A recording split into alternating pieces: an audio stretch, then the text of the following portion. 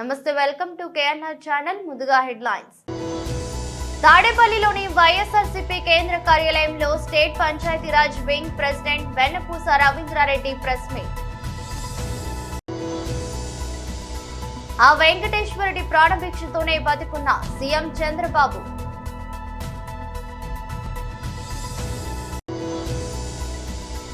అసెంబ్లీలో మాట్లాడిన మాజీ మంత్రి ఎమ్మెల్యే హరీష్ రావు.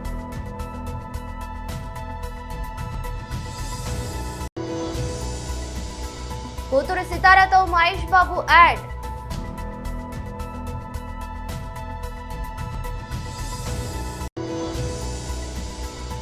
దేవాలయాల భూములను కాపాడాలని అసెంబ్లీ సాక్షిగా మాట్లాడుతున్న ఆదోని ఎమ్మెల్యే పార్థసారథి.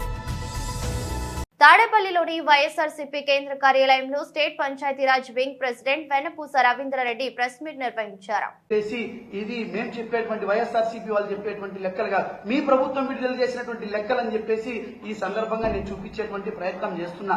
అంతేకాదు పవన్ కళ్యాణ్ గారు మొన్న జరిగినటువంటి సాధారణ ఎన్నికల తర్వాత జరిగినటువంటి ఎన్ఆర్ఈజీఎస్ వర్కుల్లో కూడా 4.18% అంటే 9/1/2025 వరకు 9/1/2025 సంవత్సరం వరకు జరిగినటువంటి పన్నుల్లో 4.18% అవినీతి జరిగిందని చెప్పేసి మీ ప్రభుత్వం విడుదల చేసినటువంటి లెక్కాచారాలు చాలా స్పష్టంగా చెప్తున్నప్పటికీ కూడా ఇవన్నింటినీ మూచిపెట్టేటువంటి ప్రయత్నం పవన్ కళ్యాణ్ గారు చేస్తున్నారు.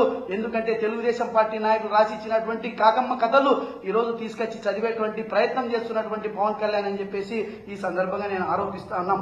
అంతేకాకుండా ఈ రోజు తెలుగుదేశం పార్టీ హయాంలో 2014 నుంచి 19 వరకు నీరు చెట్టు పేరుతో ఎక్కడ కూడా కనీసం సాక్ష్యాధారాలతో కూడినటువంటి పనులు కూడా కాకోకుండా అవి ఏం పనులు జరిగినాయి ఎక్కడికి వినా కూడా విట్నెస్ లేనట్టు తెలుగుదేశం పార్టీ వాళ్ళు మనం అప్పుడు చూసినా ఇప్పుడు చూసినా ఎక్కడ కూడా కనీస సాక్ష్యాధారాలు లేనటువంటి పనుల్ని వాళ్ళు ఎంచుకుంటారు, ఆ పనుల్ని చేస్తారని చెప్పి కూడా ఈ సందర్భంగా తెలియజేస్తా ఉన్నాం.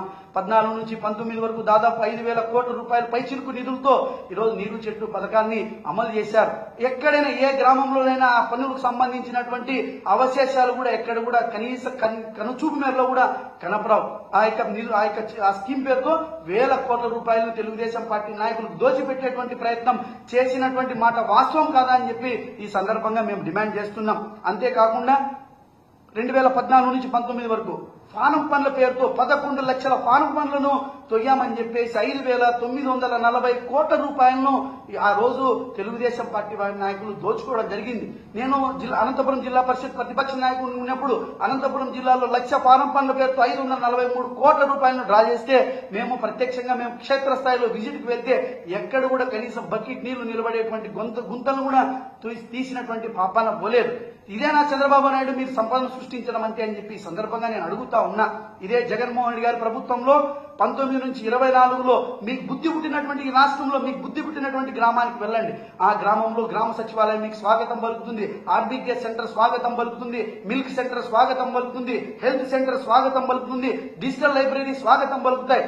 ఇంకా 25-30 సంవత్సరాల తర్వాత కూడా ఈ రోజు జగన్మోహన్ రెడ్డి గారు ఈ రోజు నిర్మాణాత్మకంగా కన్స్ట్రక్టివ్ గా థింక్ చేసి ఈ రోజు గ్రామం అభివృద్ధి అంటే గ్రామం సర్వతోముఖాభివృద్ధిగా అభివృద్ధి చెందితేనే చెందినట్లుగా భావించి ఈ రోజు విజన్ ఉన్నటువంటి నాయకుడిగా ఈ రోజు ఆ రకమైనటువంటి బ్రహ్మాండమైనటువంటి అభివృద్ధి చేసినటువంటి చరిత్ర జగన్మోహన్ రెడ్డి గారిది కాదా అని చెప్పి నేను అడుగుతా ఉన్నా. మీరు గతంలో చేసినటువంటి పనులకు ప్రస్తుతం చేసినటువంటి పనులకు ఎక్కడైనా కనీసం ఆ రకమైనటువంటి నిర్మాణాత్మక చేపట్టినటువంటి ఒక్కటనైనా చూపించేటువంటి సత్తా మీకుంది అని చెప్పి కూడా నేను ఈ సందర్భంగా నేను అడుగుతా ఉన్నా. అంతేకాకుండా మరీ విచిత్రం, ఈ సంవత్సరం కూడా 2,50,000 ఫారం పనులను శాంక్షన్ చేశారు. అంటే ఇవన్నీ కూడా తెలుగుదేశం పార్టీ నాయకులకు సీఎం చంద్రబాబు నాయుడు తన మనవడు నారా దేవాంశ్ పుట్టినరోజు సందర్భంగా శుక్రవారం వెంకటేశ్వర స్వామిని కుటుంబ సభ్యులతో కలిసి దర్శించుకున్నారు. అనంతరం భక్తులకు వెంగమాంబ అన్న వితరణ కేంద్రంలో అన్నప్రసాదం స్వయంగా వడ్డించారు. అనంతరం ముఖ్యమంత్రి మీడియాతో మాట్లాడారు. రాష్ట్రంలో ఇప్పటికీ చాలా గ్రామాల్లో వెంకటేశ్వర స్వామి దేవాలయాలు లేవు. ఆయా గ్రామాల్లో వెంకన్న ఆలయాల నిర్మాణాల కోసం నిధులు సేకరించేందుకు ట్రస్ట్ ఏర్పాటు చేస్తాం. నాడు ఎన్టీఆర్ అన్నదానం, నేను ప్రాణదానం కార్యక్రమాలు ప్రవేశపెట్టాం. 3వ కార్యక్రమంగా ఆలయాల నిర్మాణాలను తలపెడుతున్నాం. మాధవ సేవ కోసమే ఆలయాల నిర్మాణానికి ట్రస్ట్ ఏర్పాటు చేస్తాం. ట్రస్ట్ కు వచ్చే నిధులు పకడ్బందీగా ఖర్చు చేస్తాం. వెంకటేశ్వర స్వామి ఆస్తులు ఎవరు కబ్జా చేసినా వాటిని తిరిగి దేవుడికే చెందేలా చేస్తామని చంద్రబాబు చెప్పారు. అందరికీ నమస్కారాలు.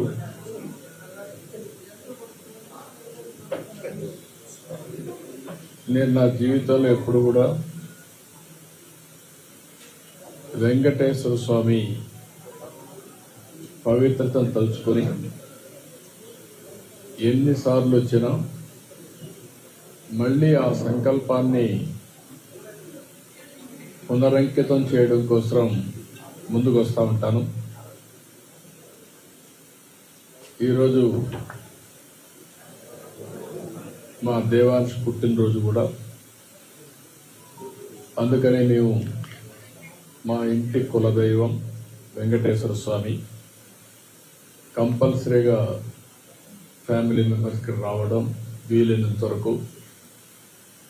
అదే మాదిరిగా ఆయన పుట్టినప్పటి నుంచి కూడా అన్నదానం చేయడం ఒక ఆనవాయితీగా పెట్టుకున్నాం.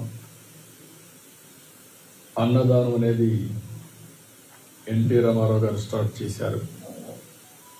అక్కడి నుంచి ఇంతవరకు కూడా ఎలాంటి ఇబ్బందులు లేకుండా సవ్యంగా జరుగుతూ ఉంది.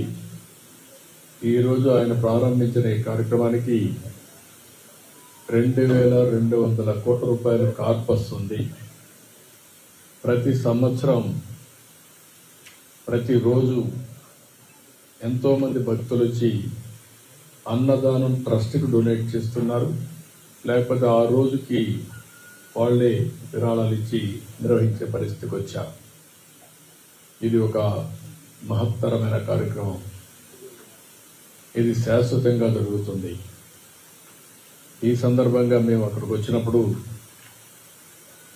కాంట్రిబ్యూట్ చేయడమే కాకుండా నేరుగా అక్కడ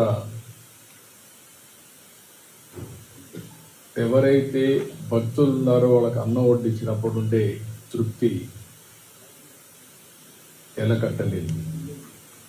అందుకనే ఫ్యామిలీ మెంబర్స్ అందరూ కూడా సర్వ్ చేశాం. మేము సర్వ్ చేయడమే కాకుండా భావితరాలకు కూడా గుర్తు చేసుకునే విధంగా సంస్కారాన్ని నేర్పిస్తున్నాం. ఇలాంటి కార్యక్రమాన్ని ప్రతి ఒక్కరికి కూడా విజ్ఞప్తి చేస్తున్నాం. మనం బాగుండడం కాదు, సమాజ హితం కోసం అందరం పనిచేయాల్సిన అవసరం ఉంది. అదే సమయంలో మీరు చూస్తే నేను ప్రాణదాన కార్యక్రమాన్ని ప్రారంభించాను. బ్రహ్మోత్సవానికి వస్తూ తిరుపతిలో సిమ్స్ హాస్పిటల్లో ప్రాణదాన కార్యక్రమానికి ప్రారంభించాం. ఆ రోజు ఒకటే ఆలోచించాం, వెనుకబడ్డ ప్రాంతం రాయలసీమ. అసెంబ్లీలో మాట్లాడిన మాజీ మంత్రి ఎమ్మెల్యే హరీష్ రావు వారి మాటల్ని పాజిటివ్ గానే తీసుకుంటున్నాం అధ్యక్ష. మా ప్రయత్నం ఏదన్నా ఉందంటే ప్రభుత్వం యొక్క దృష్టి ఆకర్షించాలి, గౌరవనీయులు బట్టి విక్రమార్క గారి దృష్టిని ఆకర్షిస్తే ఏదైనా కొత్త పేదలకు, దళితులకు, గిరిజనులకు లాభమవుతుందనే తాపత్రయం తప్ప మిమ్మల్ని ఏదో విమర్శిస్తే మాకేదో వస్తుందనేది ఏం లేదు అధ్యక్ష. అధ్యక్ష, ఇప్పుడు పోయిన బడ్జెట్ లో ఎస్సీ ఎస్టీలకు ఇల్లు కట్టడానికి 1,00,000 రూపాయలు ఎక్కువ ఇస్తామన్నారు. ఈ బడ్జెట్ లో తీసేసిండ్రు. మా తన్లాట ఏంది? బట్టి గారి దృష్టిని ఆకర్షించడం ద్వారా ఈ రాష్ట్రంలో దళిత గిరిజనులకు ఇండ్లు కట్టుకోవడానికి 6 లక్షలు రావాలనే తన్లాట తప్ప ఇంట్లో ఏమైనా విమర్శ ఉందా అధ్యక్ష? అర్థం చేసుకోవాలి. కానీ అధ్యక్ష, ఈ రాష్ట్రంలో ఇలా ఆర్థిక మాంద్యం వచ్చిందని ముఖ్యమంత్రి గారు సెలవిచ్చారు. ప్రపంచమంతా ఆర్థిక మాంద్యం ఉంది, దేశమంతా ఆర్థిక మాంద్యం ఉంది, మన రాష్ట్రంలో కూడా ఆర్థిక మాంద్యం వచ్చిందని గౌరవ ముఖ్యమంత్రి గారు ఈ మధ్య మాట్లాడుతూ ఉన్నారు అధ్యక్ష. అధ్యక్ష, అయితే నేను ఇక్కడ చెప్పాల్సుకున్న పాయింట్, మంచి ఆర్థిక మంత్రి గారు వింటే ఇది సరి చేసుకుంటే మన రాష్ట్రానికి మేలు అవుతుంది అధ్యక్ష. నేను మంచి డేటాతో రీసెర్చ్ చేసి కొన్ని మంచి సలహాలు ఇవ్వాలనే ఉద్దేశంతోనే వచ్చిన, అది మీరు రిసీవ్ చేసుకునే దాన్ని బట్టి ఉంటుంది అధ్యక్ష. జిఎస్టీ వృద్ధి రేటులో తగ్గుదల అధ్యక్ష. 2023-24 జిఎస్టీలో 46,500 కోట్లు మన రాష్ట్రానికి వస్తే వీళ్ళు బడ్జెట్లో 58,594 కోట్లు ప్రతిపాదించారు. యాజ్ పర్ కాగ్ రిపోర్ట్, నా సొంతది కాదు అధ్యక్ష, కాగ్ రిపోర్ట్ కూడా నా దగ్గర ఉంది. కాగ్ రిపోర్ట్ ప్రకారంగా గత 11 నెలల్లో మన రాష్ట్ర జిఎస్టీ వృద్ధి రేటు కేవలం 5.5% మాత్రమే. మీరు పెట్టుకున్నదేమో 20%. కాగ్ రిపోర్ట్ ప్రకారంగా జిఎస్టీ వృద్ధి రేటు 5.5%. అంటే దీన్ని బట్టి ఏమర్థమవుతుంది అధ్యక్ష? అంచనాలకు దూరంగా మీరు బడ్జెట్ను ప్రతిపాదిస్తున్నారు. ఎట్ ద సేమ్ టైం అధ్యక్ష, మన పక్కనుండే కర్ణాటక 10.72% వృద్ధి రేటు, మహారాష్ట్ర 12% వృద్ధి రేటు, దేశ వృద్ధి రేటు 10%గా నమోదైంది. అంటే ఆర్థిక మాంద్యం దేశమంతా ఉండాలి కదా, కర్ణాటకలో ఎందుకు లేదు, మహారాష్ట్రలో ఎందుకు లేదు, దేశంలో ఎందుకు లేదు, తెలంగాణలోనే ఎందుకుందో ఒక్కసారి మీరు ఆత్మవిమర్శ చేసుకోండి. జీఎస్టీ ప్రవేశపెట్టినప్పటి నుంచి ఏ ఒక్క సంవత్సరం కూడా తెలంగాణ రాష్ట్ర జీఎస్టీ వృద్ధి రేటు దేశం కంటే తక్కువ ఎప్పుడూ లేదు. మీ పాలనలో మొదటిసారిగా దేశం యొక్క యావరేజ్ కంటే తెలంగాణ రాష్ట్ర జీఎస్టీ వృద్ధి రేటు తగ్గడం ఇది సిగ్గుచేటు, ఇది మీ పరిపాలన వైఫల్యం అని చెప్పి నేను గుర్తు చేస్తా ఉన్నా. రెండవది స్టాంప్స్ అండ్ రిజిస్ట్రేషన్. బీఆర్ఎస్ పాలనలో స్టాంప్స్ అండ్ రిజిస్ట్రేషన్ ఆదాయం ఇయర్ ఆన్ ఇయర్ పెరిగింది అధ్యక్ష.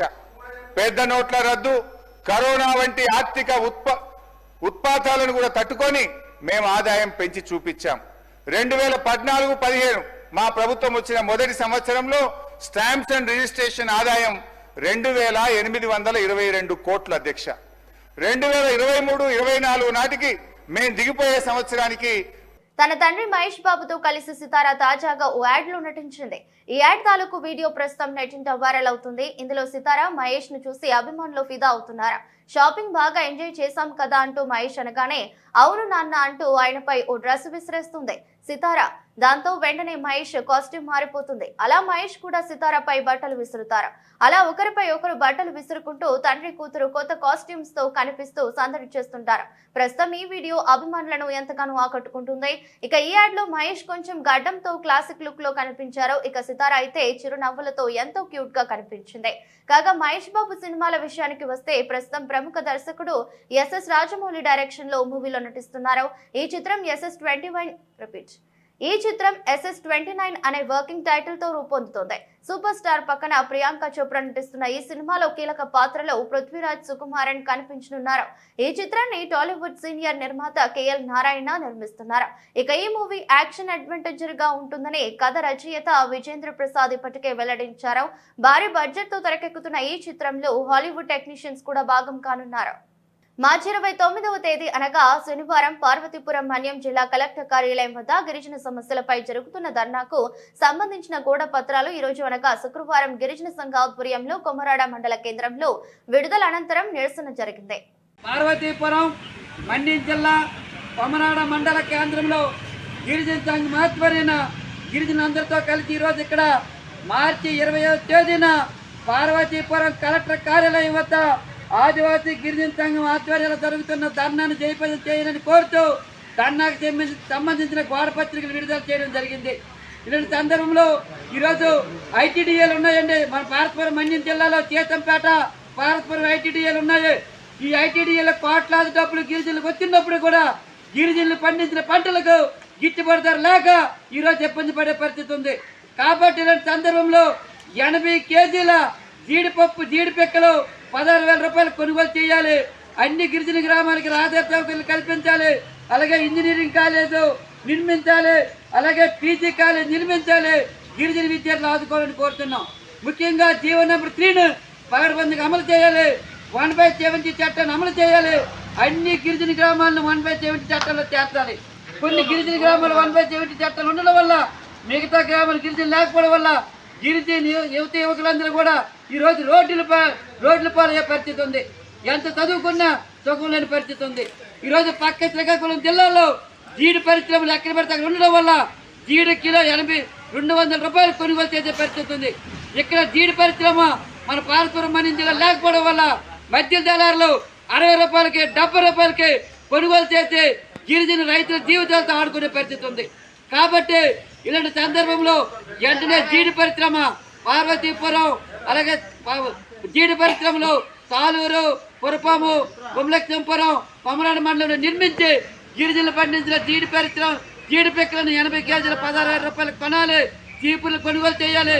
చింతపండు ధర గిట్టుబాటు ధర కొనుగోలు చేసి అన్ని విధాలుగా గిరిజనులు ఆదుకోవాలని కోరుతూ ఈ నెల 29న పార్వతీపురం మన్యం జిల్లా కలెక్టర్ కార్యాలయం వద్ద పెద్ద ఎత్తున ధర్నా ఉంది. కాబట్టి గిరిజన యువకులందరూ పెద్ద ఎత్తున పాల్గొని జయప్రదం చేయాలని చెప్పి సందర్భంగా గిరిజన ప్రజలకు కోరుతున్నాం. దేవాలయాల భూములను కాపాడాలని అసెంబ్లీ సాక్షిగా మాట్లాడుతున్న ఆదోని ఎమ్మెల్యే పార్థసారథి రాష్ట్రంలో దేవాలయాల భూములు ఆక్రమించుకుంటున్నారు.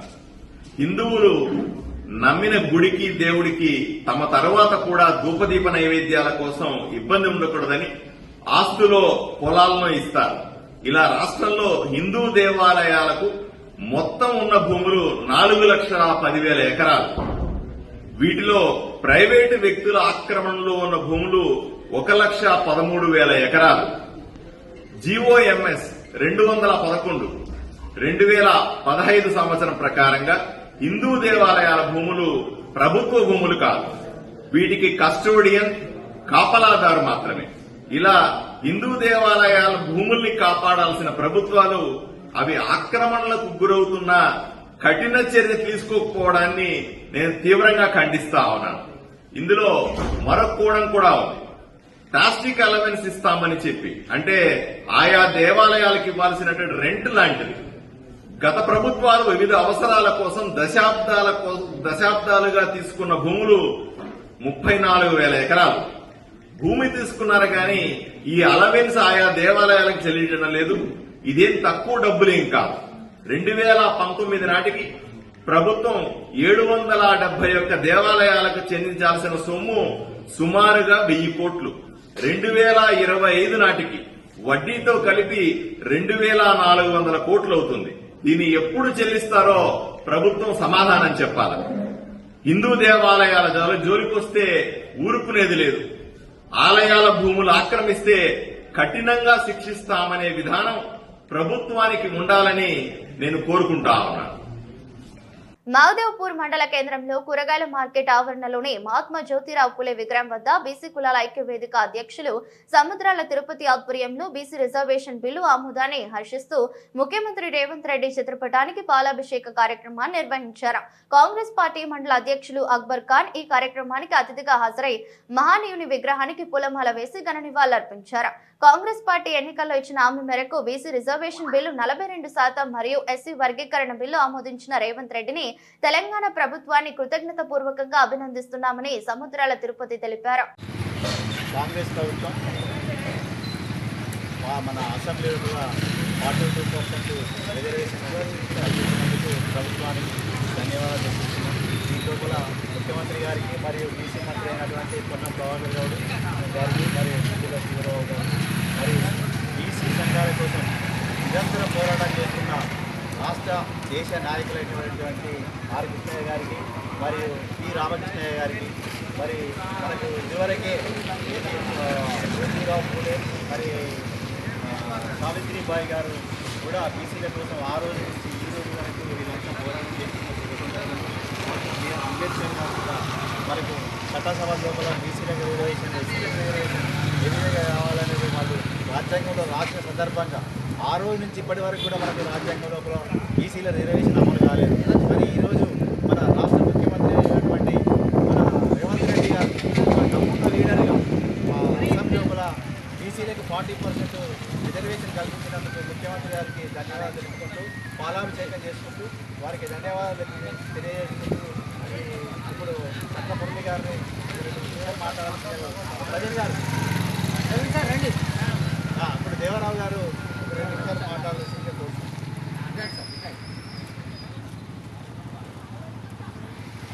ముందుగా బీసీ రిజర్వేషన్ బిల్లును చట్టసభ విధానంలో ఆమోదింపజేసిన ప్రభుత్వానికి బీసీ సంఘాల ఐక్యవేదిక నుంచి ధన్యవాదాలు తెలియజేస్తున్నాం. దశాబ్దాల నుండి పెద్దలు జ్యోతిరావు పూలే గారు ఇటువంటి మహనీయులందరూ కూడా ఎక్కడైతే అట్టడుగు వర్గాలు అణగారిన వర్గాల కోసము తగిన పరిశ్రమలు చేస్తూ వారిని వెలివేయడం కోసం నిరంతరం శ్రమిస్తూ ఆ తరతరాల పోరాటం నుంచి ఏదైతే ఆ డిమాండ్ వచ్చిందో ఆ డిమాండ్ను నెరవేర్చే దిశగా తొలి అడుగు వేసిన తెలంగాణ రాష్ట్ర శాసనసభకు ధన్యవాదాలు తెలియజేస్తాను. అలాగే మహనీయులందరూ పోరాటాలు చేయాల్సిందే, పోరాటం చేస్తే పోయేది ఏమీ లేదు, తరతరాల దాస్య శృంఖలాలు తప్ప అని చెప్పేసి మహాకవి శ్రీశ్రీ అన్నట్టుగా వాళ్ళందరూ వాళ్ళ జీవితాలను బలంగా పెట్టి పోరాటాలు చేసిన ఫలితంగానే ఈరోజు ఇటువంటి తొలి అడుగు పడడానికి పునాది వేసిన వాళ్ళు అయినారు. ఎట్లయితే మాదిగ రిజర్వేషన్ పోరాట సమితి ద్వారా మందకృష్ణ మాదిగ కావచ్చు, ఇటు కృష్ణయ్య గారు కావచ్చు, వీళ్ళ పోరాటం జీవితకాల పోరాటం ఫలించే దశకు చేరినందుకు వాళ్ళు బ్రతికుండగా ఇది సాధ్యమవుతుందా అని చెప్పేసి మేము అనుకునేది. కానీ ఆ దిశగా తెలంగాణ శాసనసభలో వాళ్ళ తీర్మానం చేసినందుకు ప్రభుత్వానికి ధన్యవాదాలు తెలియజేస్తున్నాం. జై బీసీ. అమెరికా అధ్యక్షుడు డొనాల్డ్ ట్రంప్ మరో సంచలన నిర్ణయం తీసుకున్నారు. ఏకంగా విద్యాశాఖనే ఎత్తేశారు. ఈ మేరకు విద్యాశాఖ మూసివేత ఉత్తర్వులపై ట్రంప్ సంతకం చేశారు. వైట్ హౌస్ లో పాఠశాల విద్యార్థులతో జరిగిన ప్రత్యేక కార్యక్రమంలో పాల్గొన్న అనంతరం ఆయన నిర్ణయం తీసుకున్నారు.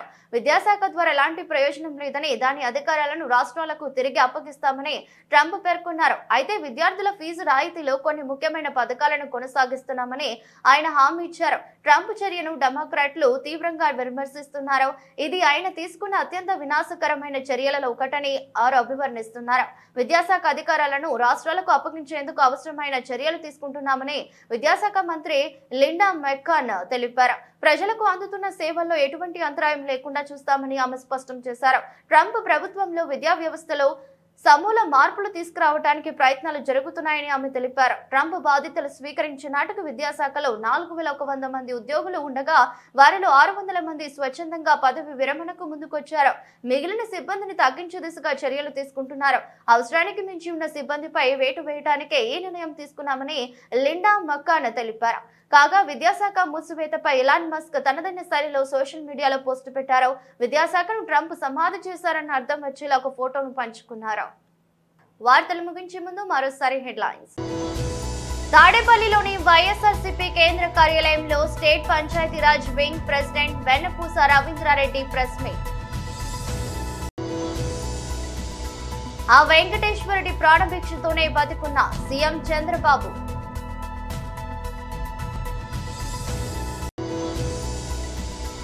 అసెంబ్లీలో మాట్లాడిన మాజీ మంత్రి ఎమ్మెల్యే హరీష్ రావు.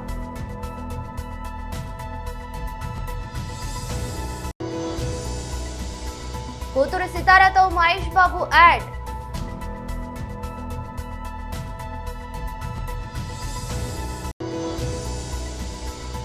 దేవాలయాల భూములను కాపాడాలని అసెంబ్లీ సాక్షిగా మాట్లాడుతున్న ఆదోని ఎమ్మెల్యే పార్థసారథి.